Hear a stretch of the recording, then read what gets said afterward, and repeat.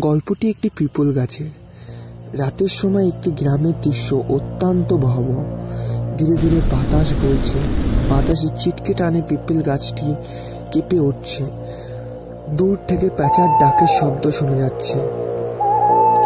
এটা সেই গ্রামের গল্প যেখানে সূর্য অস্ত যাওয়ার সাথে সাথে মানুষরা নিজেদেরকে নিজেদের ঘরে আটকে রাখে। গ্রামের মাঝখানে একটি পিপল গাছ ছিল যাকে মানুষ অভিশপ্ত গাছ বলে চিনত। গ্রামের অত্যন্ত তরুণ যুবক রাজীব তার বন্ধুর সাথে গল্প করতে করতে বলছে, তোমরা এত ভীতু যে একটি গাছকে ভয় পাও। তার বন্ধুটি বলে ওঠে, রাজীব, যারাই ওই গাছের নিচে রাত কাটিয়েছে আর সকালে ফিরে আসেনি। রাজীব হেসে বলে, আরে ভূত বা অন্য কিছু বলে কিছুই নেই, আমি আজ রাতেই ওই গাছের নিচে ঘুমাবো। রাতের বেলা রাজীব গাছের নিচে শোয়ার জন্য প্রস্তুত হয়। সেই রাত ছিল এক গভীর অমাবস্যা রাত। ক্যামেরা ধীরে ধীরে গাছের চারপাশে ঘুরছে, আলো নিভে যাচ্ছে। ঘড়িতে প্রায় রাত 12টা বাজছে। হঠাৎ একটা ঠান্ডা বাতাস বইছে।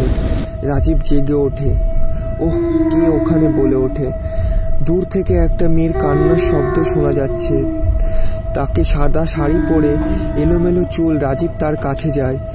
মেয়েটি বলে, আমার সাহায্য দরকার, আমাকে খুন করা হয়েছে এই গাছের নিচে। হঠাৎ মেয়েটি মুখ বিকৃত হয়ে যায়, চোখ হয়ে যায় লাল, চিৎকার করে ওঠে।